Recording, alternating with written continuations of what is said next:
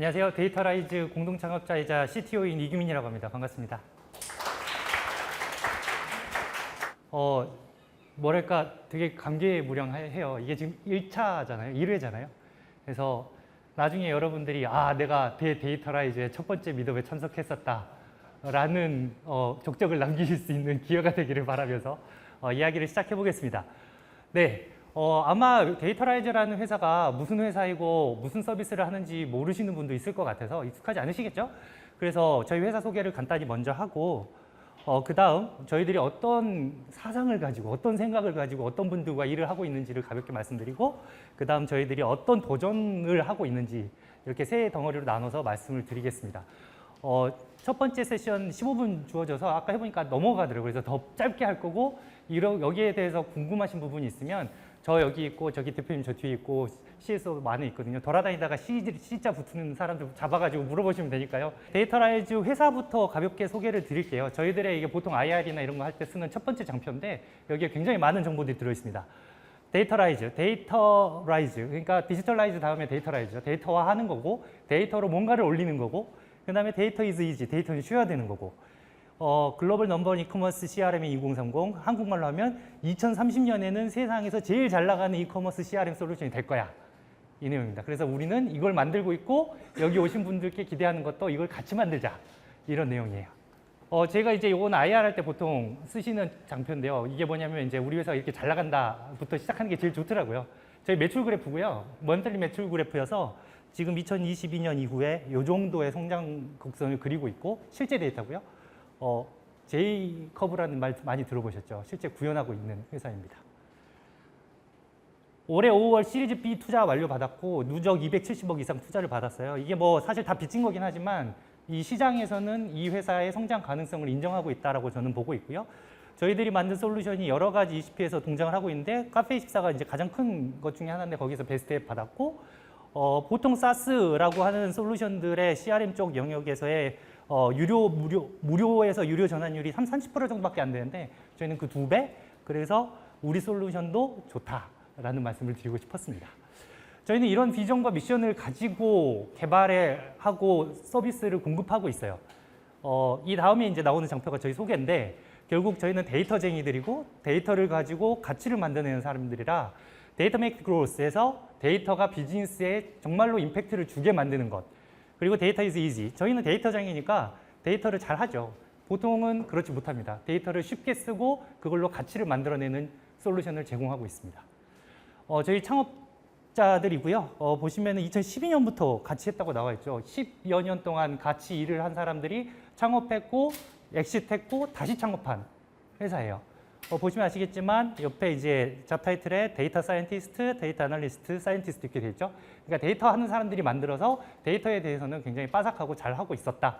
다만 그때부터 제약이 시작되는 거죠. 데이터만 할 줄 아니까요. 네. 저희는 굉장히 빠르게 성장하는 스타트업이고 굉장히 유수의 투자자분들이 저희에게 힘을 실어주고 계세요. 이 다음으로는 이제 회사 소개는 여기까지 하고 이 다음으로는 솔루션 소개를 할 텐데요. 저희 아까 제일 첫 장표에서 말씀드렸듯이 저희는 저희 주 고객이 이커머스, 쇼핑몰을 운영하시는 분들이에요. 대표님일 수도 있고 마케터일 수도 있고. 근데 이커머스는 사실 뭐 이렇게 표현할게요. 장사하는 분들이 그렇듯 워낙 할 일이 많아요. 근데 그 중에서도 CRM은 하나의 일부이지만 CRM은 굉장히 중요한 요소입니다. 97% 100명 중에 3%만이 구매를 하기 때문에 이런 97%를 잡지 않고 그냥 흘려보내는 건 어마어마한 마케팅 비용을 그냥 버리는 거랑 비슷하거든요.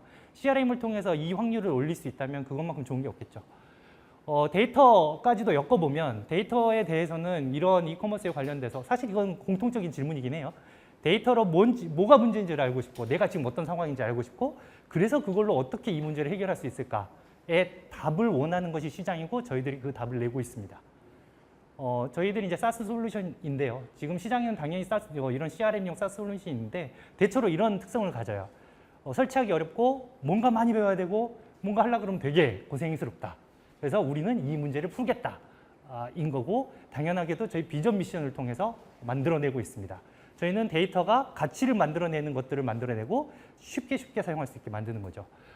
뭐랄까 자율주행하고도 되게 비슷해요. 결국은 사용자들이 뭔가를 세팅하는 것들을 최소화하고 그 목적지까지 도달하게 해주는 거라 저희는 기존 솔루션 대비 자율적으로 동작하는 솔루션을 타겟으로 하고 있습니다. 그래서 이제 메인 피처는 이 정도라고 말씀드릴 수 있어요. 보면은 맨날 빠르다, 자동이다, 자동이다, 애널리틱스도 알아서 해준다 이런 식이에요. 그래서 이런 것들을 잘 하는데 혹시 테슬라 타보신 분, 자율주행 켜보신 분 계실까요? 아, 이거 스타벅스 들으려고 그랬는데. 저는 있거든요. 그래서, 네. 그래서 보면 사실 자동차라는 게 당연하게도 기본적으로 동작해야 되는 것들이 있는데 자율주행을 한다는 건 수많은 다른 것들을 더 해야 된다는 이야기잖아요. 저희도 그런 일을 하고 있습니다.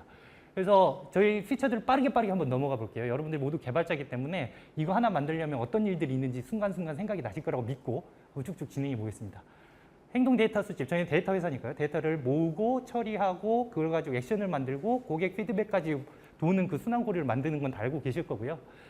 행동 데이터를 수집하고 또 뭔가를 수집하고 메타데이터도 쉽게 연동할 수 있게 하고 모두 준비되어 있어서 고객들은 그냥 이거를 보고 켜기만 하면 되게 만들고 그 다음에 뭔가 또 자동 생성해주고 그 이 캠페인이라는 거는 우리 이커머스 시장에서 캠페인을 통해서 고객과 커뮤니케이션 하는 거라고 봐주시면 되거든요.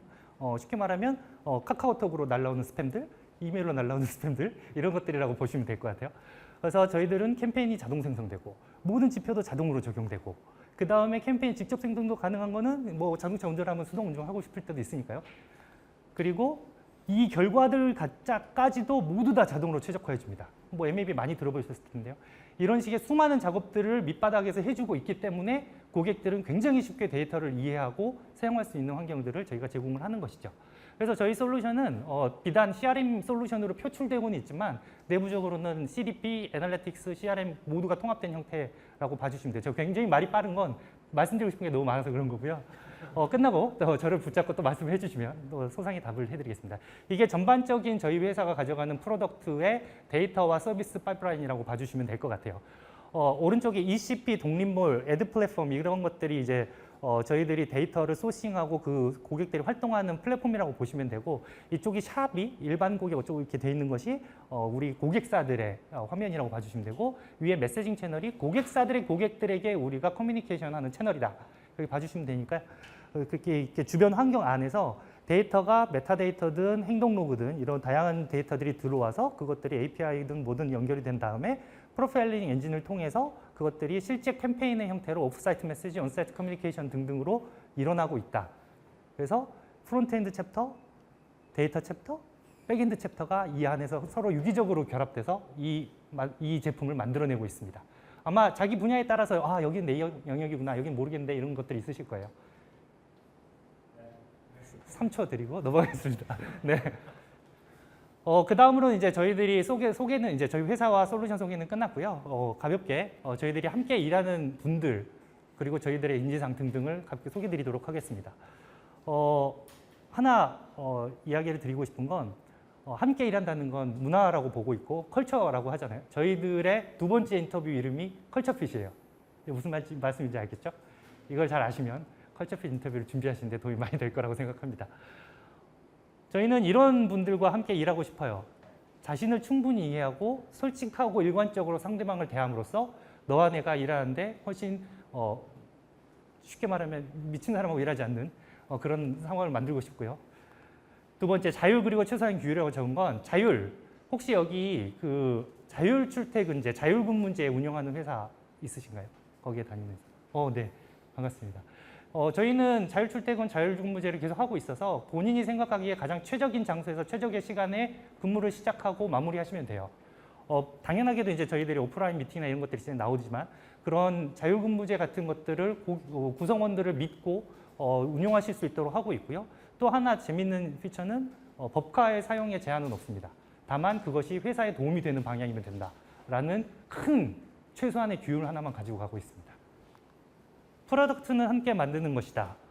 뭐 많은 사람들이 이야기는 하지만 저희들은 이 프로덕트가 서비스로서 고객들에게 공급될 때까지 그 모든 과정에 세일즈옵스, 개발자들, 뭐 경영진센터 지원까지도 모두 다 함께 만들고 있고요. 심지어는 프로덕트를 구성할 때 각각의 기능 구성원들이 조인해서 함께 만들고 있어요. 그래서 누가 더 잘났다, 나 때문에 이런 게 아니고 우리 모두가 이 프로덕트를 만들고 잘 공급하고 있다는 것을 표현하고 있습니다.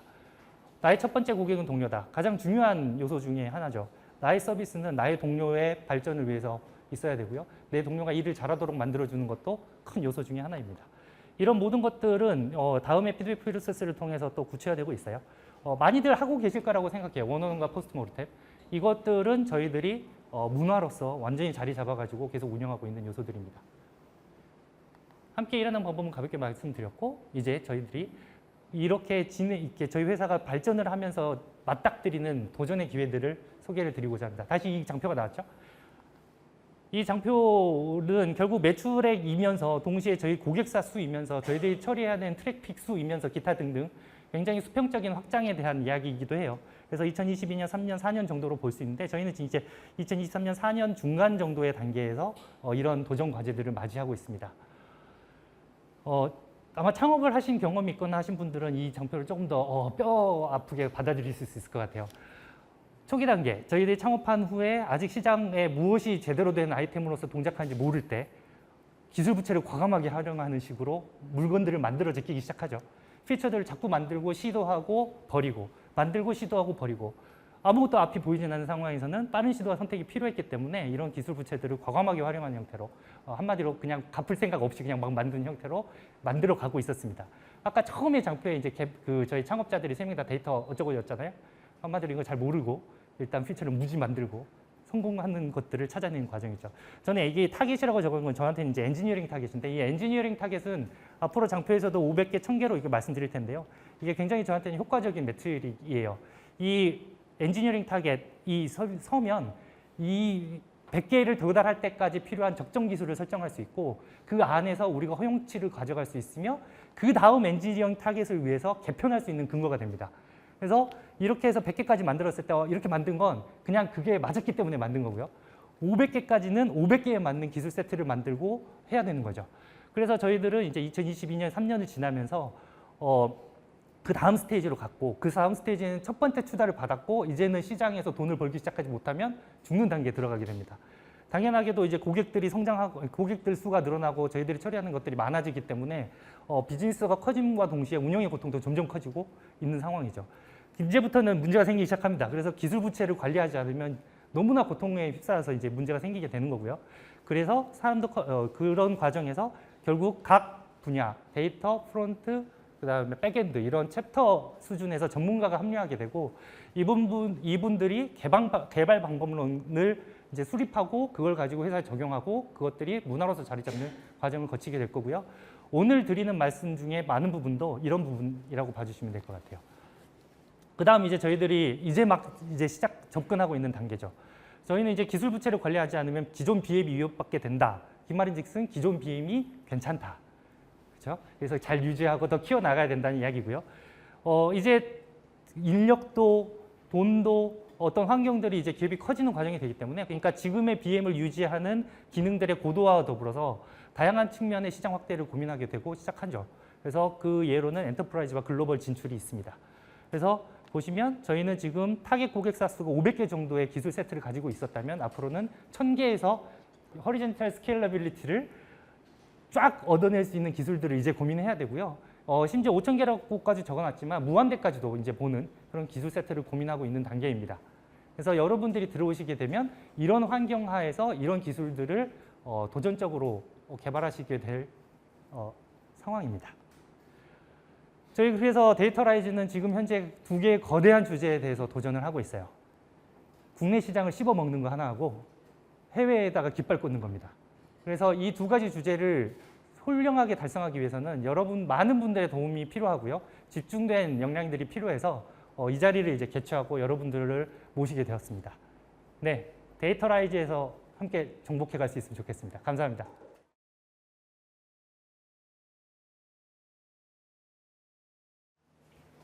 네, 반갑습니다. 네, 저는 데이터 엔지니어로 일하고 있기도 하고 데이터 리드를 겸직하고 있는 정승호이고요. 오늘은 제가 주제를 데이터를 비즈니스로라는 주제로 저희 데이터 챕터에서 고민하고 있는 것들과 노력하고 있는 것들에 대해서 좀 담아보았습니다. 그래서 편하게 기술 이야기가 조금 나오긴 하지만 그래도 편하게 들어보시면 좋을 것 같습니다. 그래서 각 직군별로 3개로 나눠서 저희가 준비를 하였습니다. 그 중에서 첫 번째로 글로벌 서비스를 준비하기 위한 우리의 고민에 대해서 첫 번째 시작을 해보려고 합니다. 네, 데이터라이즈에서 안정된 데이터를 처리하기 위해서 저희가 지금 많은 고민들을 하고 있습니다. 오늘은 그 중에서 글로벌 서비스를 위한 타임존에 대해서 좀 이야기를 해보려고 합니다. 글로벌 진출에 왜 타임존에 대해서 고민을 해야 될까라는 의문을 가지실 수가 있습니다. 저희는 현재 국내 서비스를 타겟하고 있고 만약 글로벌 진출을 하게 된다면 전 세계 어디서든 주문을 하고 가입을 하고 하실 수가 있습니다. 그 말은 즉슨 저희가 쇼핑몰의 비즈니스를 도와주는 역할이기 때문에 그 쇼핑몰의 시간대나 그 쇼핑몰을 사용하는 고객의 시간대를 그거에 맞춰서 저희가 구매 유도를 하기 위한 캠페인을 수행해야 한다는 것이죠. 그래서 그 캠페인을 수행하려면 저희가 그 시간대를 정확하게 알아야만 정확하게 서비스를 할 수 있다라는 의미입니다. 예를 들어서 주문 데이터를 제가 가지고 와봤어요.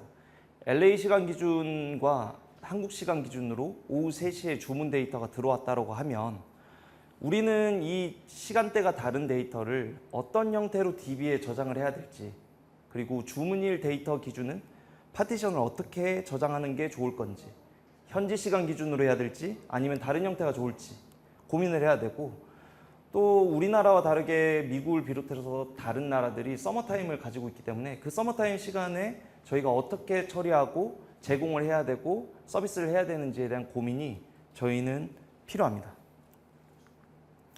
그뿐만 아니라 저희는 구조적인 문제들도 가지고 있습니다. 기존에 저희 지금 데이터를 처리하고 있는 파이프라인은 하이브 메타스토어를 기반으로 해서 아테나, 쿼리나 스파크를 이용해서 분산 처리를 하고 있는 방식입니다.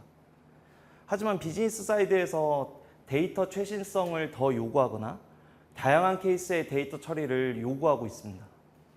그리고 구조적인 문제로 제가 말씀드렸듯이 스파크로 처리하기 때문에 인메모리상으로 모든 걸 다 처리해야 되기 때문에 데이터가 늘어나면 늘어날수록 훨씬 더 그 리니어하게 시간도 증가하게 되는 거죠. 그리고 하나의 데이터를 재처리할 때도 충분한 시간을 소요해야만 데이터를 처리할 수 있는 이런 상황입니다. 그래서 저희는 이런 문제에 직면을 하였고 이런 부분을 타파하기 위해서 이제 패러다임 시프트에 관련된 고민을 하게 되었습니다. 그 결과 저희는 혹시 아이스버그라고 들어보셨나요? 처음에 넷플릭스에서 처음 만들어져서 알려지게 되었고 그 형제격인 델타 레이크하고 후디 이 테이블들은 오픈 테이블 포맷이라는 형태로 저희한테 좀 많이 이제 알려지기 시작했어요. 그래서 이 시작은 데이터 처리 부분에서 왜 우리는 RDB처럼 쓰고 읽고 머지하고 딜리트하고 할 수 없는가 고민으로부터 시작했다고 합니다. 근데 이 부분은 아이스버그 내부의 카탈로그나 메타스토어 레이어를 통해서 이거를 추적 관리하는 방식을 통해서 기존의 하이브 메타스토어의 방식에서 이제 개선된 형태를 보여주고 있죠. 그래서 저희는 이 부분을 통해서 다양한 고객사들이 다양한 시간대로 들어오는 데이터를 동시에 처리할 수도 있고 그 부분을 빠르게 처리할 수 있는 장점을 지녔다고 생각을 했습니다. 그리고 최근에는 AWS에서 이 아이스버그를 거의 풀리 지원을 하게 되었어요. 그래서 지금 저희가 S3 기반으로 모든 데이터 처리를 하고 있기 때문에 이제는 전환이 가능하겠구나 라는 판단을 했습니다. 아이스버그에 대해서 더 이야기를 하라고 하면 더 할 수는 있지만 오늘 세션은 아이스버그에 대한 내용은 아니기 때문에 혹시나 이 부분에 대해서 잘 모르시거나 더 깊게 알고 싶으신 분들은 이 아이스버그나 델타 레이크나 후디와 같은 오픈 테이블 포맷이라고 구글링 해보시면 충분히 이런 부분에 대한 내용을 좀 더 아실 수 있을 겁니다. 하지만 모든 솔루션이 그렇듯 아이스버그를 사용한다고 해서 저희가 가지고 있는 문제를 다 해결해 주진 않습니다. 제가 아까 주문 데이터라고 얘기했던 그 시간 데이터를 실제로 아이스버그를 통해서 시간 데이터를 어떻게 쓸 것인지, 어떻게 쌓을 것인지, 어떻게 제공을 할 것인지를 저희는 설계하고 고민해야 됩니다. 그리고 분산 처리의 가장 핵심인 파티션을 어떻게 설계할 건가, 그걸 타임존에 맞춰서 좀 더 효율적이게 할 수 있는 방법은 없을까에 대해서 생각하고 있는 게 지금 현재 데이터라이즈의 데이터 엔지니어가 고민하고 있는 가장 큰 부분입니다. 이 부분은 지금 데이터라이즈가 커가면서 데이터량과 고객사들을 도식화한 건데요. 첫 번째는 고객사 수고요. 그 다음에 두 번째는 실시간으로 처리하는 데이터의 수.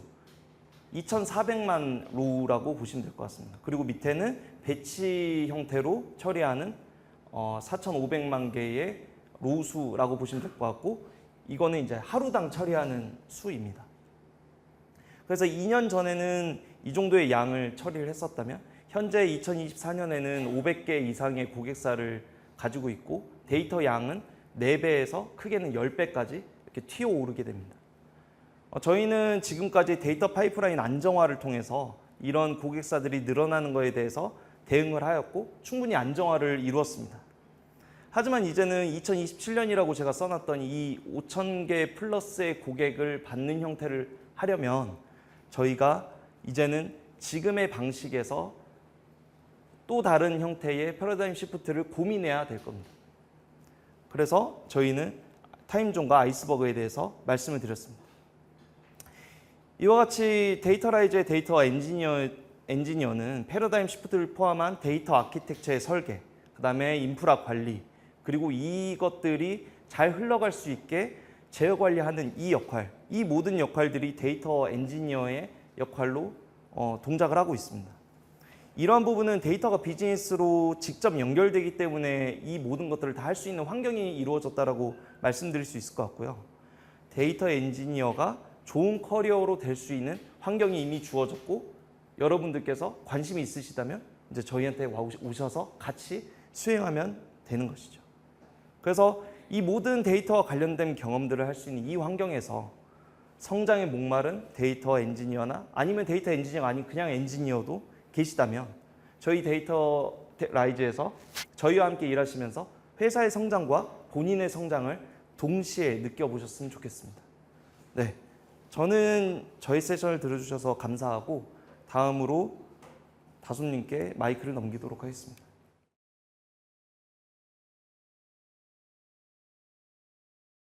안녕하세요. 저는 데이터라이즈에서 애널리틱스 진행의 PM이자 데이터 분석관을 맡고 있는 박가성이라고 합니다.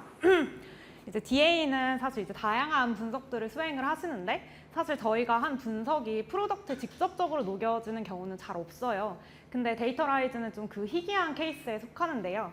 그럼 이제 데이터 자체가 좀 프로덕트의 기능으로 들어가는 이 데이터라이즈에서 데이터 프로덕트를 여행하는 DA들은 어떤 업무를 어떻게 수행하는지를 발표하도록 하겠습니다.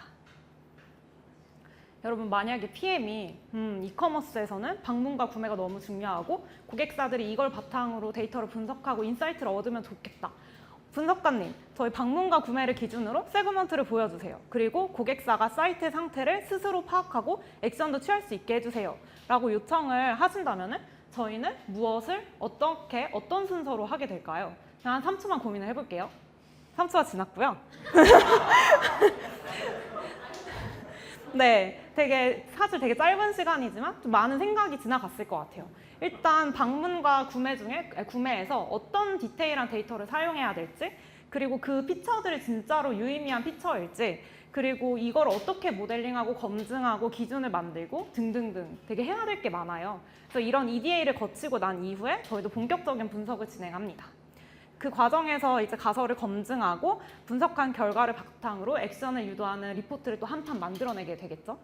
그리고 난 이후에는 고객사에게 액션을 제안하고 그 액션에 대한 성과를 평가하는 후행 분석을 진행할 수도 있고 아니면 그 리포트에 대한 피드백을 바탕으로 리포트 자체를 좀 더 견고하게 만드는 분석을 더 진행할 수도 있을 거예요. 사실 이러고 나면은 일반적인 분석은 여기서 끝일 거예요. 하지만 데이터라이즈의 DA는 여기서 한 걸음을 더 나아가야 합니다. 만약에 저희가 진행한 이 분석이 고객에게 진짜로 유의미한 인사이트를 주고 이게 콘솔에 녹여질 만하다라는 결론이 난다면 저희는 이 다음 단계인 개발 단계로 넘어가게 됩니다. 개발의 첫 번째 단계는 분석물 자체를 좀 더 탄탄하게 만드는 과정이에요. 저희는 이거를 분석의 일반화 단계라고도 하는데요. DAU가 1000명의 고객사도 있는데 DAU가 5만 명이 넘어가는 고객사도 있어요. 상품의 개수가 10개 정도밖에 되지 않는 고객사도 있는데 100개가 넘어가는 고객사도 있어요. 근데 이 모든 고객사들에게 동일한 기준, 모델, 분석을 제공하는 거는 사실 굉장히 어려운 일이죠. 그렇기 때문에 저희는 이런 다양한 케이스를 좀 커버할 수 있는 일반화된 분석을 제공하기 위한 연구를 진행합니다. 그래서 이렇게 많은 고객사를 커버할 수 있는 아웃풋이 나오게 된다면은 이 데이터를 그리고 이 분석물을 콘솔에 서빙하기 위한 준비를 진행합니다. 그래서 데이터를 오랫동안 그리고 안정적으로 서빙할 수 있는 데이터 웨어하우스를 구축하고 백엔드까지 넘어가는 결과물을 구현하게 됩니다. 물론 이 과정에서 데이터 엔지니어나 데이터 애널리틱스 엔지니어의 도움을 좀 많이 받게 되죠. 이렇게 프로덕트에 녹이기 위한 준비가 되었다면 그 다음 단계로 넘어가요. 이제 PM은 이 결과를 데이터를 읽어주는 DA가 없더라도 고객사가 스스로 이 데이터를 읽고 인사이트를 얻을 수 있는 플로우를 함께 연구하고 기획을 해요. 그리고 만약 여기서 인사이트만 얻고 끝이 나면 안 되겠죠? 그래서 우리 프로덕트 기능을 고객사가 스스로 이용할 수 있게 해야 되니까 이 인사이트를 바탕으로 고객사들이 스토어 성장을 위해서 무엇을 해야 되고 또 데이터라이즈 내에 어떤 기능을 이용해서 어떤 액션을 취하면 되는지 자연스럽게 결정할 수 있게 그런 플로우도 함께 연구를 합니다. 그래서 다시 돌아와서 저희는 이제는 PM의 그 요청과 질문에 답을 할 수 있게 되었어요. 이 모든 과정을 거치고 나면은 우리는 회원 데이터를 기반으로 방문의 리센시 프리퀀시 데이터 그리고 구매 RFM 데이터 모델링을 통해서 고객들의 이탈 확률을 계산했고 총 11개의 세그먼트로 분류를 했어요. 그리고 벤치마크 데이터를 통해서 고객사가 다른 곳과 비교했을 때 내가 지금 좋은 상태인지 나쁜 상태인지 우리에게 충성을 하는 단골들의 비중이 높은지 아니면 이미 거의 죽어버린 걸 가까운 유령 회원이 많은지 등등을 스스로 판단할 수 있게 되었어요. 그리고 또 나아가서 그냥 우리가 안 좋네, 뭐 좋네 에서 끝나는 게 아니라 이걸 개선하기 위해서 어떤 고객을 대상으로 어떤 캠페인을 켜면 되는지 스스로 데이터라이즈 내의 기능을 이용할 수 있는 화면을 기획하게 되었습니다. 제가 지금까지 발표한 이 모든 과정을 요약하면은 데이터라이즈의 DA는 일반적인 분석을 넘어서 이 결과물을 프로덕트로 전환하는 전 과정을 함께 고민하고 기능을 녹여냅니다.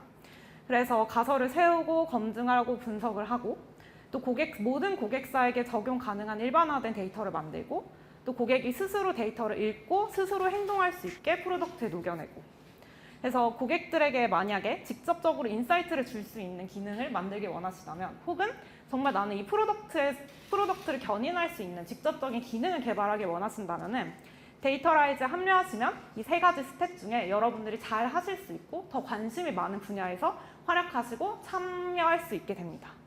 지금까지 데이터라이즈 DA 박다솜이었고요. 다음은 DA이신 윤정님의 발표가 있겠습니다.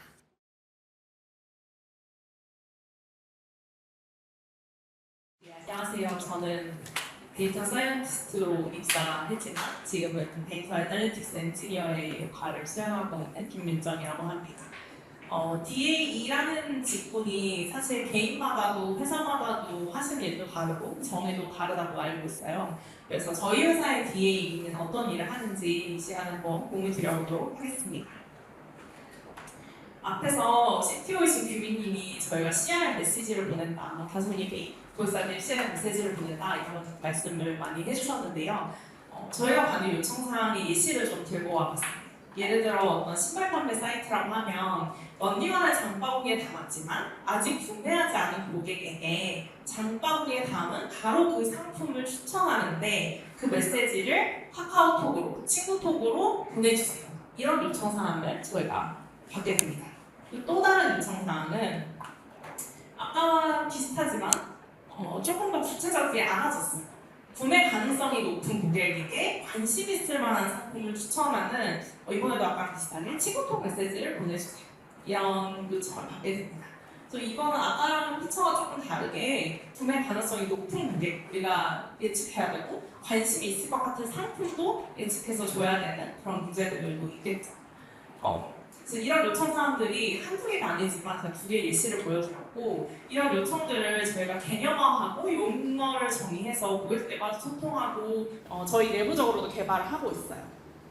그래서 첫 번째, 누구에게 보낼까는 오디언스라고 부르고 있고 어떤 상품을 보낼까는 추천 상품, 그리고 아까 규민님도 얘기해 주셨지만 친구톡, 이메일, LMS 여러 가지 채널을 통해서 메시지를 보내고 있습니다.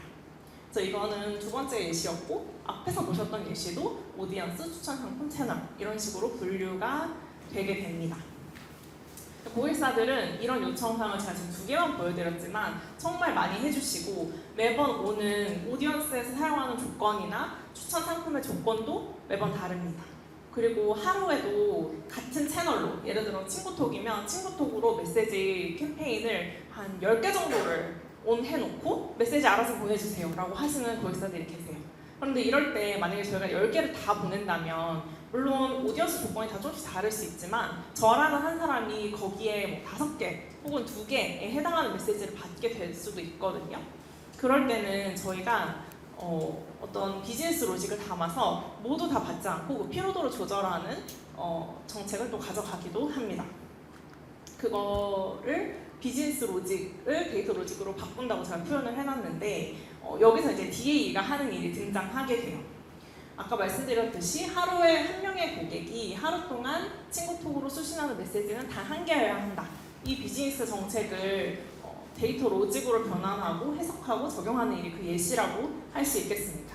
뭐 이거를 해결하는 방법에는 당연히 여러 가지가 있겠지만 지금 저희는 여러 팀원들, 여러 구성원들이 함께 논의하고 결론을 도출해서 멀티한 밴딩 문제로 이걸 해석하고 실제로 구현해 놓은 상황입니다. 이 밖에도 당연히 해결책은 여러 가지가 될 수 있겠죠. 그래서 이게 DA가 하는 일 첫 번째였고요. 두 번째로는 일관된 데이터를 제공하기 위해서 노력합니다. 저희가 데이터를 보여드리는 부분은 콘솔에 보여지기도 하고 메시지가 실제로 발송될 때 어떤 사람에게 보내는 어떤 상품을 추천하든 거기에도 당연히 데이터를 기반해서 보내게 되겠죠. 그리고 고객사는 본인 그 쇼핑몰에 어드민 페이지가 보통 있어요. 그럼 거기에서도 자기들의 데이터를 조회할 수 있습니다. 근데 데이터는 뭐 다뤄보신 분들은 너무 잘 아시겠지만 어떻게 가공하느냐에 따라서 보여지는 게 다 달라질 수 있잖아요. 저희는 그 안에서 일관된 로직으로 가능한 한 일관되게 처리해서 고객사들이 볼 때에 저희 데이터를 신뢰할 만하다고 생각하도록 노력하고 있습니다. 그리고 세 번째로 DA가 하는 일은 아까 보셨던 오디언스나 추천 상품에 대한 조건 요구사항이 굉장히 다양하고 굉장히 많은데 그걸 자동화하는 일을 하고 있어요. 제가 이 장표를 만들던 그날 저희가 처리해야 하는 메시지 캠페인이 총 2,915개였습니다. 그래서 각자 다른 것을 원하시고 데이터도 다 다르기 때문에 저희가 이거를 꼭 자동화해야 하고 사실 저희 데이터라이즈 솔루션의 어찌 보면 가장 중요한 키워드라고 생각하실 수 있을 것 같아요. 네, 이 앞에 세 가지 할 일이라고 제가 설명을 드렸는데 이것들을 하면서 물론 당연하게도 엔지니어링 요소를 빼먹을 수는 없습니다. 이거를 늘 염두에 두고 작업을 하고 있고요. 그래서 뭐 데이터 파이프라인을 만들 때는 다른 작업자분들이 함께 쉽게 이해할 수 있게 만든다던가 아니면 당연히 데이터 저희 정말 많이 다루고 있고 처리하기 때문에 효율적으로 그걸 처리한다던가 하는 방법을 늘 고려하고 있습니다. 그리고 약간은 상반되지만 프로덕트와 데이터를 잇는 가교의 역할도 DA가 하고 있습니다. 전체 저희 프로덕트는 사실 데이터 프로덕트이기 때문에 거의 어디에나 데이터가 있다고 보시면 돼요.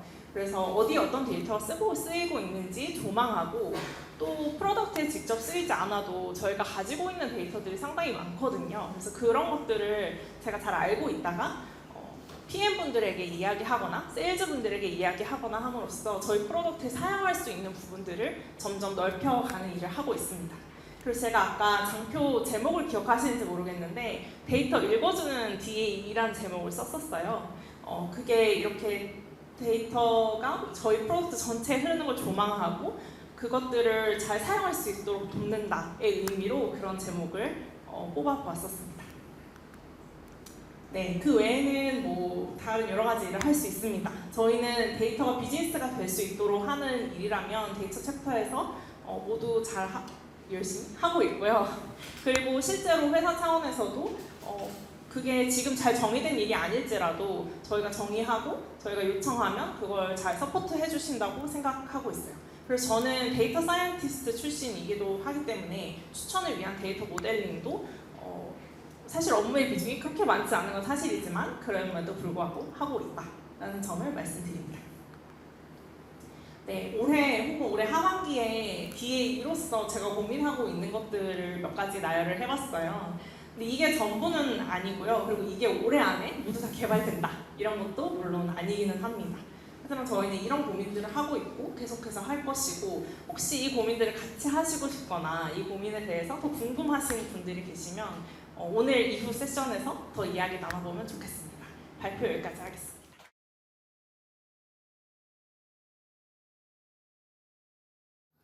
네, 안녕하세요. 저는 프론트엔드 개발과 챕터 리드를 맡고 있는 이종형이라고 합니다. 오늘 제가 준비한 주제는요, 막 그렇게 어려운 주제는 사실 아닙니다.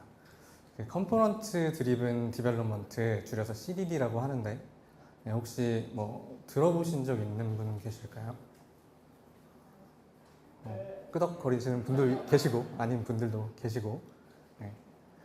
일단 컴포넌트 드리븐 디벨롭먼트라는 건 컴포넌트 주도 개발이라고 직역할 수가 있겠죠. 그러면 일단 컴포넌트가 그래서 뭐냐부터 설명을 하고 넘어가야 될 것 같아요. 일단 UI에서 컴포넌트 진짜 많이들 말씀들을 하시는데, 컴포넌트는 일단 독립적이면서 재사용 가능한 하나의 블럭 단위를 컴포넌트라고 부르고 있습니다. 그러니까 컴포넌트는 각각 고유의 기능이랑 고유의 스타일을 가지고 있고 독립적으로 작동을 할 수 있어야 된다는 거죠. 그러면은 다음 중에 컴포넌트는 어떤 것일까요? 정답은 다 컴포넌트입니다.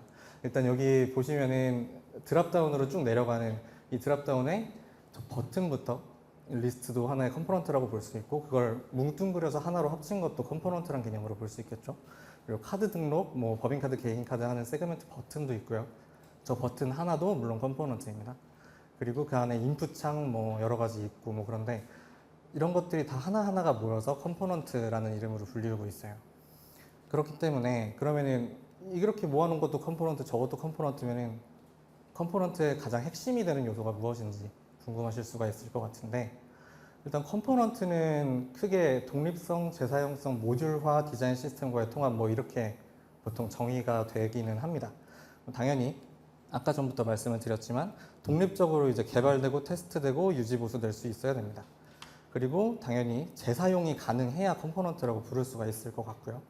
그리고 독립되어 있다는 건 결국에 잘 모듈레이션 되어 있다는 뜻이겠죠. 각 모듈은 이제 특정한 기능들을 담당을 하고 이것을 조합해서 복잡한 UI를 구성을 하게 됩니다. 그리고 디자인 시스템과의 통합이라고 되어 있는데, 컴포넌트를 만들려면 물론 개발자가 이제 만들 수도 있겠지만 좀 더 예쁘고 사람들의 흥미를 끌 수 있을 만한 UI를 위해서는 당연히 디자이너분들과의 협업이 필수가 되겠죠. 그러니 그 디자인 시스템과의 통합을 통해서 이제 일관된 스타일을 제공을 할 수가 있게 되고 또 일관된 사용자 경험을 제공을 할 수가 있게 됩니다. 그래서 FE랑 CDD가 만나면 뭐가 되느냐? 방금 전에 설명을 드렸다시피 일단 프론트엔드 개발을 통해서 나오는 건 저희 회사의 경우 일단 웹페이지입니다. 해당 프로덕트를 보고 고객들이 느끼는 경험은 각자 다를 수 있겠죠. 근데 그 누구도 아마 부정할 수 없는 건 똑같은 디자인, 똑같은 UX를 유지하는 게 굉장히 중요하다는 점일 거예요. 어디서 봤더니 뭐 파란색 버튼이 확인 버튼이었는데 어디 갔더니 빨간 버튼이 확인 버튼이라면 되게 헷갈리겠죠. 그러니 당연히 일관된 UI를 유지를 하는 게 되게 중요하겠고요. 그리고 모든 컴포넌트들이 동일한 가이드랑 시스템들을 따르고 있기 때문에 제품의 일관성을 유지하는 데에 큰 도움이 됩니다. 가령 뭐 컴포넌트로 이루어지지 않은 예전의 프론트엔드에서는요, 그 각 페이지마다 약간씩의 미세한 차이가 발생을 할 가능성이 있었어요. 왜냐하면 페이지 단위 하나하나마다 똑같이 생긴 페이지지만 이거를 다 따로따로 개발을 했어야 됐기 때문에 당연히 미세한 차이가 개발자에 따라서 달라질 수가 있었겠죠. 그리고 개발자마다 줄 수 있는 그런 스타일들의 바운더리가 좀 다를 수도 있고 뭐 추구하는 그런 개발 방법론에 따라서 뭐 레이어가 더 많이 나눠질 수도 있었겠고 뭐 그러다 보니까 상당히 많은 문제들이 생길 수가 있었어요. 근데 이제 일관성이 중요하다는 것을 모든 개발자들이 이제 컨센서스가 맞춰지게 되면서 동일한 컴포넌트를 여기저기에 이제 만들면서 이렇게 만들면 시간적으로 약간 비효율이 발생을 하겠다라는 걸 깨닫게 되고 디자인의 어떤 변경이 있었을 때 그걸 적용을 하는 데에 있어서도 버튼 디자인이 하나 바뀌었는데 100개 페이지를 수정을 해야 되네 하면 이제 답이 없으니까 그렇게 딱 하나만 이제 수정을 하면 모두가 다 반영이 되는 행복한 상황을 만들기 위해서 CDD라는 것이 사실 대두가 되었다고 볼 수가 있겠고요. 물론 단점도 있습니다. 그러니까 뭐 버튼 하나가 망가지면 모든 페이지에 존재하는 버튼이 한 번에 다 망가지겠죠. 근데 차라리 그렇게 모든 버튼이 다 망가져서 빨리 핫픽스를 나가는 게 어딘가에 숨어있는 이상한 버튼 하나를 모른 채 1년을 보내는 것보다는 훨씬 낫다고 저는 생각을 해요. 그렇기 때문에 일관성은 되게 중요하겠고요. 그 다음은 이제 모듈화입니다. 당연히 모듈화 모든 개발자들 분들이라면 공감을 하실 텐데 코드를 가장 작은 단위까지 분리를 해서 모듈화를 함으로써 각 컴포넌트들이 독립적으로 이제 개발되고 테스트되고 유지볼 될 수 있는 그러한 성질을 이야기를 합니다. 당연히 코드 관리랑 디버깅을 용이하게 해주죠. 뭐 이런저런 많은 기능들이 포함된 다이얼로그가 하나 있다고 쳤을 때, 그 컴포넌트를 타이포, 뭐 인풋 창, 뭐 버튼 이렇게 따로따로 개발을 하고, 그리고 그 다이얼로그를 사용을 할 때 타이포 얹고, 인풋 얹고, 버튼 얹고 해서 사용을 하게 되면, 당연히 여기서 뭔가가 고장이 나면, 만약에 버튼이 고장이 났다면 그 버튼 컴포넌트 자체에 분명히 문제가 생겨 있을 거고요. 다른 버튼도 마찬가지겠죠. 근데 다른 데서는 괜찮은데 다이얼로그 안에만 들어가면 문제가 생긴다라면 그 다이얼로그 안에서 조합하는 데 어떤 문제가 있을 수도 있고 뭐 그렇습니다. 그래서 그렇게 좀 더 디버깅이 간편해지고 용이해집니다. 그리고 이제 협업이라는 측면에서도 CDD를 도입하는 게 상당히 중요한데, 물론 프론트엔드 개발자들끼리 협업을 하는 것도 마찬가지지만 프론트엔드 개발이랑 사실 디자인은 뗄래야 뗄 수가 없잖아요. 근데 디자이너 분들이랑 가령 우리 버튼 크기를 조정해 주세요 라는 말을 하고 싶을 때 저희 버튼 사이즈 스몰로 해주세요 라고 말을 해도 되는 걸, 만약에 CDD가 제대로 적용되어 있지 않고 디자인 시스템이 없다면 위스 24에 하이트 12에 뭐 패딩은 8로 해주세요. 그리고 안에 색깔은 브랜드 블랙 몇으로 해주시고, 뭐 이렇게 되게 일일이 귀찮게 커뮤니케이션을 해야 되겠죠. 당연히 협업의 효율성은 떨어지게 됩니다. 그러니 우리는 협업의 측면에 있어서도 당연히 CDD를 조금 지향을 해야 될 필요가 있을 거예요. 디자이너분들이 이제 피그마로 만든 디자인 시스템을 개발자가 컴포넌트로 구성을 하고, 그리고 디자이너랑 개발자는 해당 스토리북을 살펴보면서 이게 맞게 개발이 됐는지 뭐 혹은 변경이 필요한지 등의 여부를 당연히 한눈에 파악을 할 수가 있겠습니다. 마지막으로 테스트인데요. 아까 전에 이제 다이얼로그의 예시를 들면서 살짝 설명을 했었습니다만 조금 더 짚고 넘어가자면 이제 독립적인 컴포넌트 단위로 테스트들을 작성을 하기가 쉬워집니다. 뭐 컴포넌트 테스트라고 불리우는 것들도 있죠. 그래서 이거는 당연히 전체 시스템의 안정성과 신뢰성을 높여주는 데 상당히 도움이 되게 되고요. 컴포넌트 테스트가 그래서 저희는 그 CDD를 도입하면서 테스트도 상당히 중요하게 지금 요즘에 생각을 하고 있습니다. 그러면 전통적인 방식과 CDD는 어떤 차이가 있느냐 라고 물어보실 수가 있을 것 같은데, 일단 전통적인 방식은 얘네입니다. 이제 싸이월드를 모르시는 분들이 혹시 있을 수도 있을 것 같은데 옛날에는 이런 싸이월드라는 게 있었어요. 그러면은 라떼 얘기는 아닌데 네, 감사합니다. 네, 지금 요즘에 모던 프론트엔드 개발을 접하시는 분들한테는 약간 되게 생소한 개념일 수 있는데 사실 이거 그냥 버튼 하나면 되잖아요. 그리고 그냥 액티브 상태면 되고, 근데 사실 이때는 이게 있었고, 그러니까 요 이미지가 있었어요. 그리고 얘를 클릭했을 때 요렇게 생기는 이미지가 있었어요. 그럼 여기에만 지금 이미지 2개죠. 둘레, 여섯, 여덟 이렇게 생겨요. 그리고 이게 또 하이퍼링크예요. 그럼 이걸 누르면은 미니홈피가 리프레시가 돼요. 그러니까 뭐 프로필 봤다, 다이어리 봤다 하려면 하얀 화면을 되게 여러 번 봐야 되는 거예요. 자, 되게 지금 생각해보면 되게 이상하고 말이 안 되는데 사실 2000년대 초반에는 이랬습니다. 그래서 그러다가 이제 뭐 앵귤러나 뭐 뷰나 이런 것들을 필두로 한 컴포넌트들이 이제 대두를 하게 되면서, 핀터레스트 이쁘잖아요. 딱 보면은 컴포넌트 딱 하나 있어요. 저 위에 있는 것들은 차치하고 생각을 해봅시다. 자, 여기 쭉 많은 이미지들이 있는데, 자, 이미지 디스플레이 하는 영역이 있고요. 이 밑에 이제 뭐 태그 같은 거겠죠? 뭐 그런 걸 나열을 해주는 데가 있고, 뭐 타이틀 영역이 있고, 디스크립션 영역이 있죠. 그것들이 되게 여러 개가 단지 이미지의 사이즈만 다른 채로 동일한 컴포넌트로 구성이 되어 있는 걸 보실 수가 있어요. 만약에 이렇게 안 하고 아까 전에 이제 얘네처럼 했으면은 저기 뭐 캔디 부켓이라는 저 태그 하나의 배경색을 나는 핑크로 수정을 하고 싶다면 와 되게 많죠. 네, 안 돼요. 저는 못합니다. 근데 여기 CDD로 이제 개발을 하게 되면 컴포넌트화를 해서 개발을 하게 되면 그냥 저 태그의 배경색 하나만 바꾸면 모든 배경색이 예쁘게 바뀌게 되겠죠. 이것만 봐도 프론트엔드 개발자분들이 아닌 분들이 보시더라도 아 당연히 이렇게 해야지라는 생각이 아마 드실 것 같아요. 그래서 저희는 CDD가 중요하다고 생각을 하고 있습니다. 네, 중요하다는 건 이제 알겠는데 그래서 데이터라이즈 너네는 CDD를 어떻게 하고 있는데? 라고 물어보실 수가 있을 것 같아요.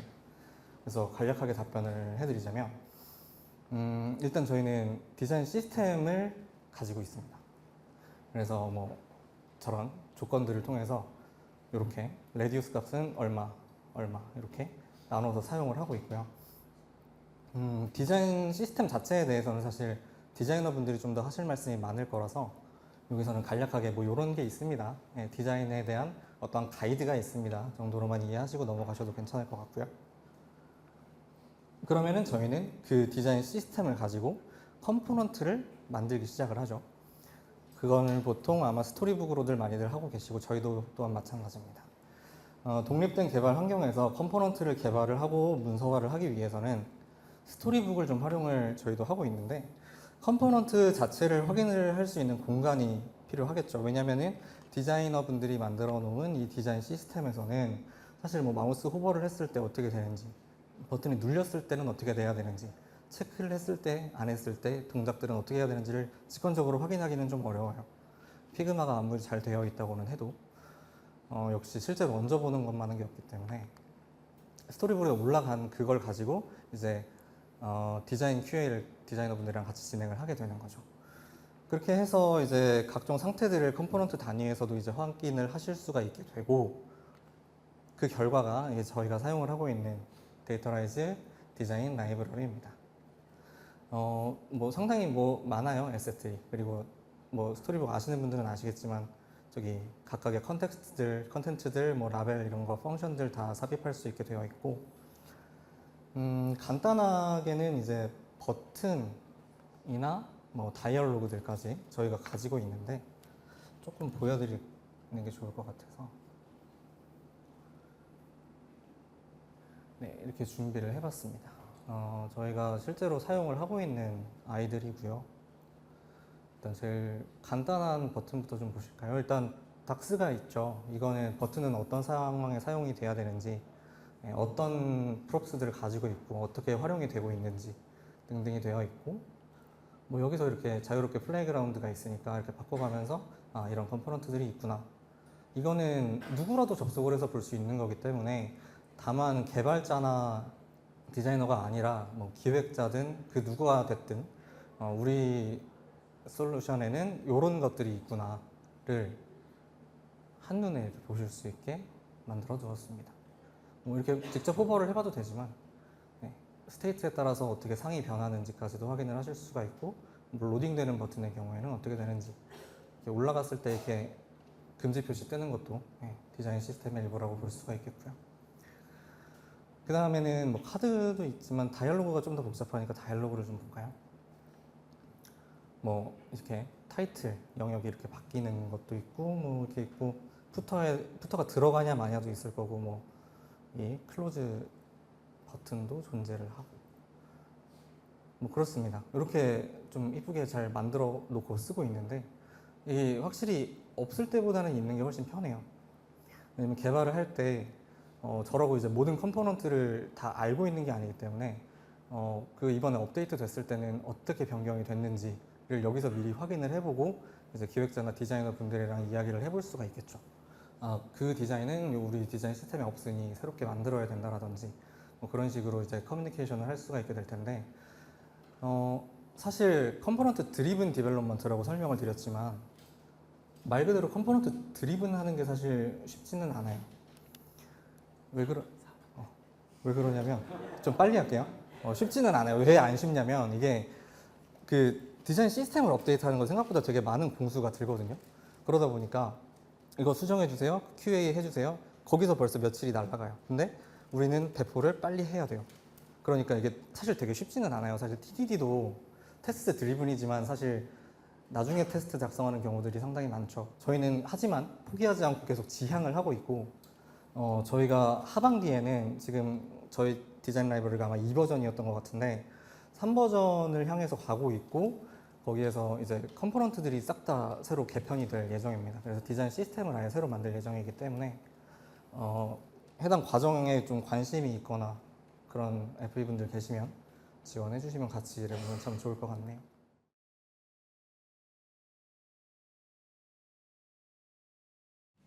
네, 안녕하세요. 저는 데이터라이즈 백엔드 엔지니어 최민철입니다. 오늘은 저희가 파이썬 환경에서 서비스를 운영하면서 레고시 코드 때문에 어떤 어려움을 겪었고 그것을 해결하기 위해서 어떤 시도들을 하고 그로 인해 어떤 결과를 얻게 됐는지에 대해서 얘기를 풀어나가려고 합니다. 먼저 저희 데이터라이즈에서 백엔드 소프트가 어떤 일을 하는지 먼저 궁금해 하실 것 같아서 CRM에 대한 어떤 흐름 속에서 한번 설명을 드려볼게요. 저희의 고객은 계속 설명을 드렸듯이 쇼핑몰이고요. 또 쇼핑몰에도 쇼핑몰의 고객이 있겠죠. 그 고객들은 쇼핑몰에 방문을 해서 이제 여러 가지 활동을 하게 됩니다. 뭐 방문을 해서 이제 물건을 구매한다던가, 뭐 장바구니에 물건을 넣었다가 뭐 그냥 이탈한다던가 여러 가지 활동을 하는데 그 결과로 인한 데이터를 저희는 행동 로그로서 수집을 하고요. 그리고 그 행동 로그 외에 쇼핑몰의 메타데이터도 같이 수집을 합니다. 그 데이터들을 수집한 후에 저희는 이제 저희 데이터 차이터 분들이 분석을 하게 되고요. 그 분석 결과를 저희는 쇼핑몰을 운영하시는 운영자 분들에게 이제 서빙을 하게 됩니다. 그 서빙하는 역할을 이제 백엔드에서 담당을 하고 있고요. 그 외에 저희는 캠페인이라고 해서 이제 고객의 구매를 유도하는 캠페인 이제 메시지를 보낸다거나 이제 고객이 쇼핑몰에 방문했을 때 배너 광고를 보여주는 등 이제 온사이트 캠페인이라고 저희가 하는데요. 그런 캠페인을 실행을 하고요.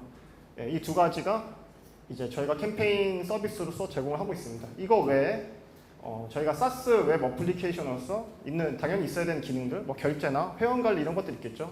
이런 다양한 부분들을 저희가 개발을 하고 있습니다. 저희의 정식 서비스는 2021년 1월에 오픈을 했고요.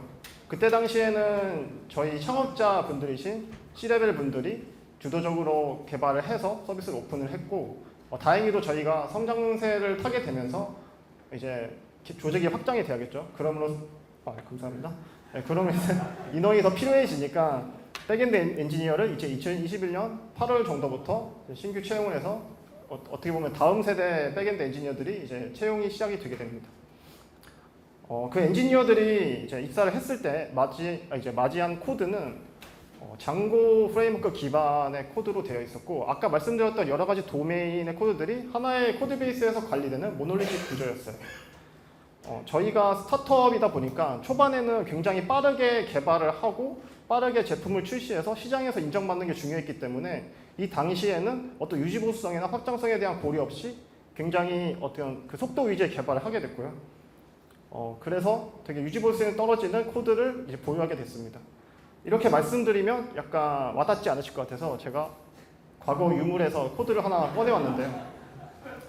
일단 뭐 슬라이드에 이제 보여드릴 수 있게 약간 각색을 해서 단순화 시켰는데 일단 CRM 모르는 분들도 좀 이해를 하기 위해서 결제 도메인에서 이제 코드를 하나 가져왔어요. 저희는 이제 고객이 쇼핑몰이다 보니까 쇼핑몰로부터 뭐 구독료나 충전금 같은 돈을 계산을 받아야 되는데 그러기 위해서 쇼핑몰에 카드를 이제 등록받아야 됩니다. 그 카드를 등록하는 역할을 하는 클래스인데요. 위에서부터 어떤 일을 하는지 하나씩 살펴볼게요. 먼저 데이터베이스에서 어떤 카드 데이터를 가져오고 뭐 어떤 뭐 5개 이상이면은 뭐 실패 응답을 내보내는 어떤 검증 로직을 실행합니다. 그러고 나서는 어떤 함수를 실행을 하는데 저 함수에서는 외부 결제 연동 서비스에 실제로 카드를 등록하는 로직이 안에 들어가 있습니다. 그리고 만약에 카드 등록에 실패하면은 바로 실패 응답을 리턴해 버리고요. 만약에 성공하면은 또 그 다음에 어떤 검증을 하고 또 거기서 성공하면은 DB에 데이터를 저장하거나 아니면은 이제 실패하게 되면은 실패 응답을 내보내는 그런 이제 흐름으로 이제 로직이 구성되어 있습니다. 뭐 이해가 좀 잘 되시나요? 흐름이? 네, 어느 정도? 제가 이제 간단한 예제를 들고 와서 좀 이해가 되실 것 같은데 사실 이 코드를 잘 살펴보면은 몇 가지 문제점이 있는 걸 알 수가 있어요. 먼저 이제 초반에 나왔던 저 검증 로직, 저렇게만 보면은 저게 무엇을 위한 판단인지 맥락을 알기 힘들죠. 그래서 맥락을 알기 힘든 검증 로직이 들어가 있고, 두 번째로는 클래스 메소드 내부에서 어떤 함수를 호출을 하는데 그 함수가 바로 외부 API로 호출을 합니다. 그리고 데이터베이스에서 직접 접근을 해서 데이터를 조회해 오거나 저장을 하는 기능이 있고요. 그리고 웹 API 응답 생성을 위한 데이터를 직접 만들어서 내보내고 있습니다. 지금 가져온 예제는 비교적 단순한데 저희 실제 운영 환경에서는 이런 코드 바탕에 여러 가지 복잡한 로직이 섞여서 구현이 되다 보니까 이제 새로 입사하신 백엔드 엔지니어 분들은 그걸 유지버스 하기가 너무 힘들었어요. 일단 비즈니스 루직 자체가 파악하기 굉장히 힘들었고, 방금 보시면은 클래스의 메소드가 되게 많은 일을 하고 있죠. 뭐 API를 호출한다든가 DB에서 뭐 변경을 한다든가, 변경할 이유가 많은 코드가 있었고, 그리고 가장 결정적인 거는 테스트 코드가 하나도 붙어 있지 않아가지고 뭔가 기능을 추가하거나 변경하고 배포를 하고 나서는 굉장히 불안감에 시달려야 됐습니다. 혹시 여기서 테스트 코드 활용 레거시 코드 활용 전략이라는 책 읽어보신 분 있으신가요? 한 분 계시네요. 저분에게 스타벅스 사탕을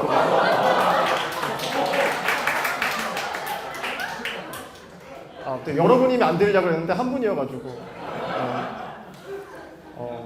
사실 레거시 코드라는 거를 정의하기가 되게 어려운데 그 책에서는 저자가 되게 명쾌하게 레거시 코드를 정의내립니다. 바로 테스트 루틴이 없는 코드가 레거시 코드다. 왜냐면은 테스트 코드가 없으면은 변경 후에 이게 잘 변경되는지 판단하기도 어렵기 때문에 어떤 그런 리팩토링이나 구조 개선조차 시도하기 힘들기 때문이죠. 그래서 서비스 출시 이후에 굉장히 단 기간 내에 저희의 코드는 벌써 레거시가 되어버렸습니다. 만약에 저희의 서비스 로직이 굉장히 단순하거나 추가되어야 되는 기능이 많지 않았다면 저희도 기존 코드에서 어떻게든 유지보해서 해나가면서 이제 운영을 했을 것 같아요. 그런데 저희는 당시에 방향 품질로서 들어가야 되는 기능도 되게 많았고, 이제 시장의 우위를 점하기 위해서 새로 추가되어야 되는 기능도 굉장히 많았습니다.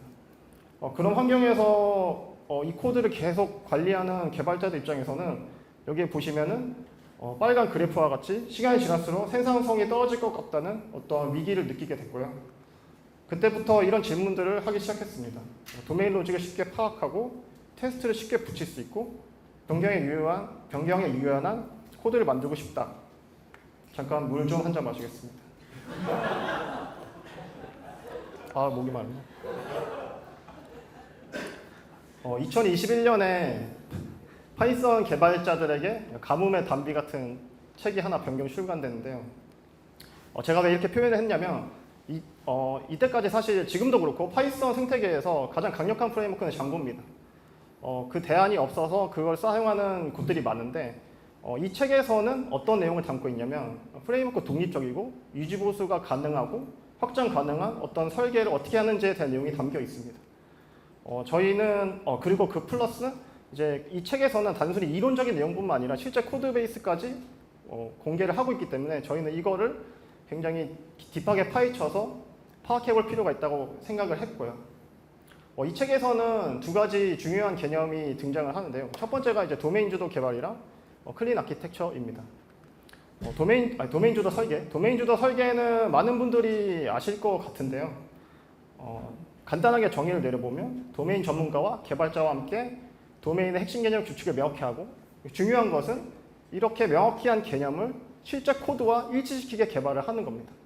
비즈니스 로직 파악에 어려움을 겪었던 저희들로서는 그것을 이루고 싶다는 욕구가 굉장히 강한 상태였고요. 그래서 도메인 주도 설계에 대해서 좀 학습을 해보고 적용을 해보려는 노력을 했습니다. 도메인 주도 설계를 실현하는 방법이 여러 가지가 있겠지만 그중에 가장 유명한 게 이벤트 스토밍입니다. 이벤트 스토밍은 도메인 전문가와 개발자가 이렇게 오프라인에서 만나서 저런 포스트잇이나 화이트보드 같은 물리적인 도구를 이용해서 비즈니스의 이벤트를 발견하고 비즈니스의 프로세스를 정리하면서 서로의 멘탈 모델을 맞춰나가는 그런 활동입니다. 워크샵 같은 활동이라고 보시면 되는데 저희도 이제 초반에 서비스를 실제로 직접 이제 만드셨던 CXO 분들 그리고 새로운 개발자들, 기획자, 뭐 디자이너분들, 여러 직군의 사람들 모두 모여서 이 비즈니스 로직에 대한 상을 맞추기 위해서 이런 활동들을 했고요. 네. 그리고 나서 저희는 실제 구현 단계에 가가지고는 도메인 주도 설계의 빌딩 블록들이라고 할 수 있는 뭐 엔티티나 에그리거트, 레파지토리 이런 개념들을 활용해서 실제 코드에 적용해서 구현을 했습니다. 두 번째가 이제 클린 아키텍처인데요. 클린 아키텍처는 사실 뭐 여러 가지 뭐 인터넷에 찾아보면 많은 자료들이 있지만 실제로 클린 아키텍처는 어떤 명확한 구조가 있는 건 아닙니다. 근데 이 책을 읽어보신 분들은 아시겠지만 클린 아키텍처는 사실 원칙들의 모음이에요. 이렇게 했을 때 변경이 유연하고 확장 가능한 설계를 만들 수 있다라는 원칙들의 모음인데 그 원칙들 중에서 핵심적인 두 가지가 있습니다. 첫 번째가 관심사의 분리고 두 번째가 소스 코드의 의존성입니다. 관심사의 분리는 말 그대로 이제 소스 코드의 관심사에 따라서 분리를 시키는 건데요. 여기서 관심사랑 코드가 갖고 있는 책임과 역할입니다. 이 책임과 역할로 코드를 분리했을 때의 장점은 어떤 변경이 필요했을 때 변경의 범위가 굉장히 좁아지게 되고요. 부분의 어떤 문제가 코드 전체로 퍼지지 않게 막아줍니다. 관심사의 분리를 달성하기 위해서 저희는 계층을 도입을 했고요.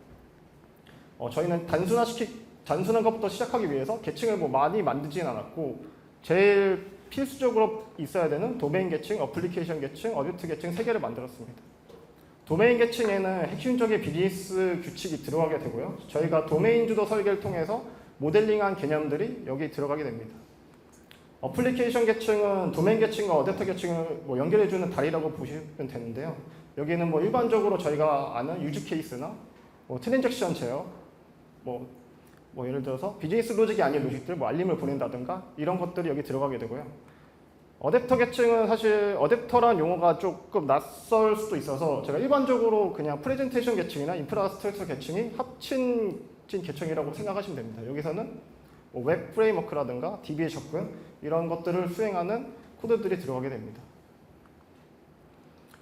그리고 두 번째로 중요했던 원칙이 소스코드 의존성인데요. 소스코드 의존성은 고수준의 정책을 향해야 한다라는 원칙입니다. 여기서 고수준의 정책이라고 하는 거는 바로 이제 도메인 계층에 있는 비즈니스 규칙인데요. 도메인이 어플리케이션이나 어댑터에 의존하지 않고 반대로 어플리케이션이나 어댑터가 도메인에 의존함으로써 외부의 요소들이 변경이 되더라도 저희의 핵심 비즈니스 규칙이 영향을 받지 않도록 구성을 했습니다. 아까 보여드렸던 코드 똑같은 코드입니다. 이제 저희가 이런 것들을 적용해서 이 코드에 적용을 해봤을 때 어떤 식으로 코드가 변경되는지 예시를 간단하게 보여드리려고 해요. 먼저 아까 그 클래스가 하는 일이 쇼핑몰에 카드를 등록하는 거였잖아요. 그래서 여기서 핵심적인 개념은 쇼핑몰과 카드입니다. 그래서 샵이라는 클래스와 카드라는 클래스를 도메인 엔티티로 만들었고요. 이렇게 개념을 도메인 모델로 정의를 했습니다. 그리고 아까 그 레거시 코드의 클래스에서는 카드를 추가한다는 게 단순히 그냥 데이터베이스에 카드라는 데이터를 저장한다는 걸로 표현이 되어 있는데 저희는 그것을 샵이라는 클래스의 행위로서 표현을 했고요. 그리고 그 카드의 수를 세가지고 그 어떤 수 이상을 넘어가면은 실패 처리해버리는 검증 로직이 아까 코드에 있었는데 그런 비즈니스 규칙들을 캡슐화시켜서 카드를 추가하는 행위에 넣었습니다. 카드를 추가할 때 또 중요한 로직이 이제 외부 연동 서비스에 실제로 카드를 등록하는 것인데요. 그것까지 포함하는 어떤 도메인 서비스를 저희도 만들었고 그 도메인 서비스의 메서드의 모든 이 절차를 캡슐화시켰습니다. 그리고 이제 외부 결제 서비스와 상호작용하려면 그 역할을 담당하는 서비스가 이렇게 따로 존재하게 되는데요. 그거를 도메인 계층에서 직접 구현하지 않고 인터페이스로만 구현을 해서 구현체는 어댑터 계층에 놓도록 했습니다. 어플리케이션 계층에서는 유즈 케이스가 존재를 하게 되는데 여기서는 단순히 도메인 객체들을 불러오기만 해서 여러 가지 로직 처리를 단순히 위임을 하게 됩니다. 그래서 어플리케이션 계층은 굉장히 단순해지게 되고요. 어댑터 계층에서는 아까 말씀드린 것처럼 외부와의 통신이 필요한다든가 아니면은 저희가 웹 컨트롤러 통해서 요청을 받는 그런 코드들이 존재를 하게 됩니다. 프로젝트 구조 같은 경우는 프로젝트 구조를 잡는 그 방향이 대표적으로 두 가지가 있을 텐데 첫 번째가 이제 도메인을 위주로 먼저 나누고 그 안에서 계층을 나누는 방법과 계층으로 먼저 나누고 아래에서 도메인을 먼저 나누는 방식이 있는데 모두가 장단점이 있어요. 장단점이 있는데 계층으로 먼저 나누면은 코드가 이제 구조가 단순해지는 반면에 도메인이 잘 드러나지는 않습니다. 근데 저희는 일단 어떻게 이제 코드가 점차 발전할지 모르는 상태에서 복잡한 걸 먼저 도입하기보다는 심플한 걸 선택하기로 해가지고 계층 우선으로 나누고 그 안에서 이제 도메인으로 나누는 방식을 선택했습니다. 근데 지금은 저희가 점점 이제 서비스가 복잡해지면서 이거에 대해서 어떻게 이제 바꿔 나갈지 고민을 하는 단계에 있긴 합니다.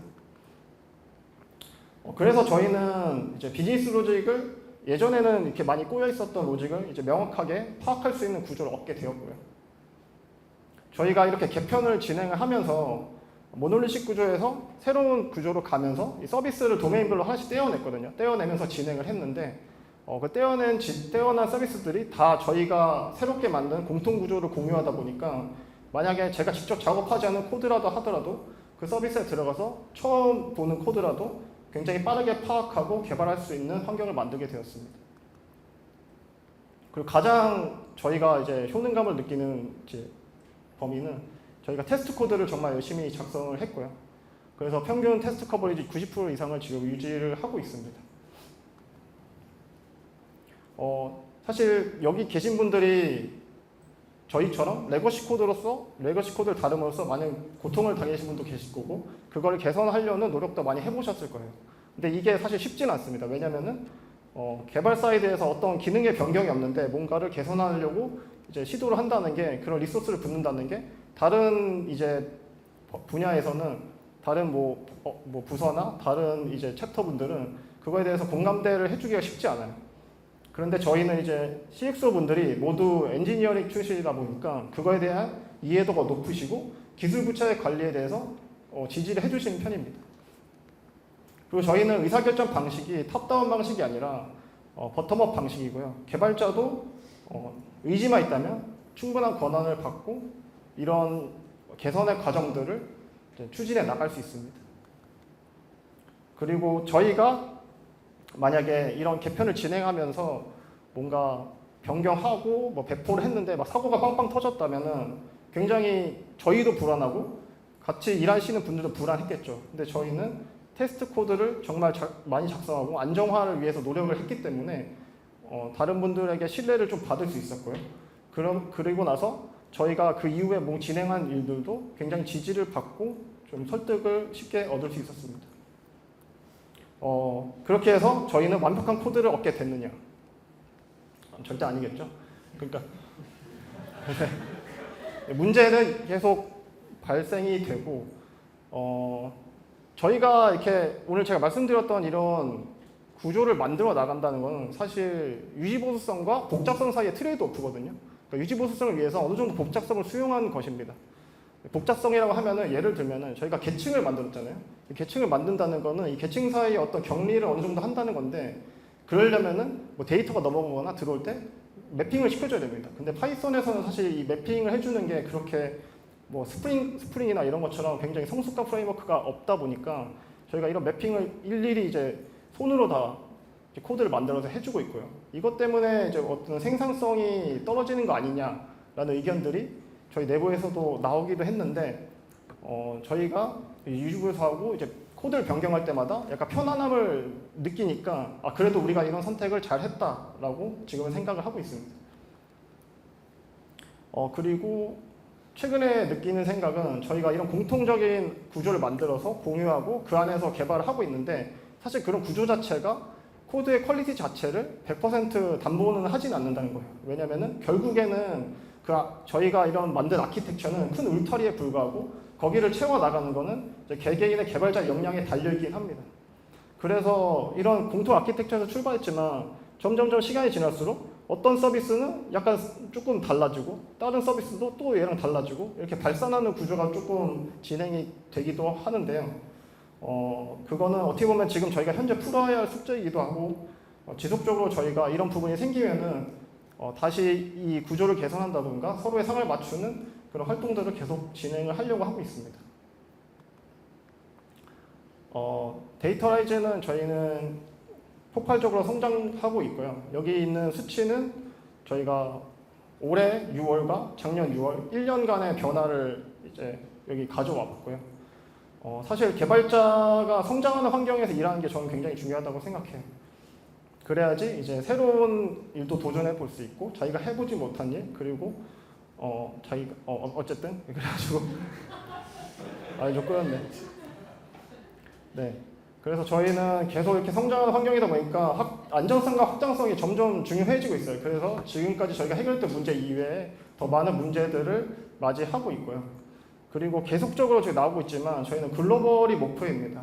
글로벌의 문제는 또 다른 문제가 있죠. 오늘 뭐 귀에 못이 박히도록 들으셨던 타임존이라든가 이제 더 강력한 보안이라든가 이런 문제들을 저희는 해결해 나가야 됩니다. 그래서 저희 회사에 오시면은 할 일이 엄청 많고, 네. 할 일이 엄청 많고, 그러니까 너무 막 피곤하게 바쁘다 이게 아니라 재밌게 할 일이 많다. 그래서 같이 오셔가지고 이런 문제들을 해결했으면 좋겠고, 사실 오늘 제가 말씀드렸던 게 이런 시도나 저희의 코드가 엄청 독창적이다. 뭐 우리가 엄청 뭐 잘하고 있다 이렇게 말하기보다는 사실 저희는 이런 거를 항상 시도하고 좋은 코드를 만들고 개선하려는 조직이다라는 걸 좀 말씀을 드리고 싶었어요. 네, 그래서 저희는 뭐 주먹구구로 개발을 하고 있지 않다. 네, 그런 걸 말씀드리고 싶었습니다.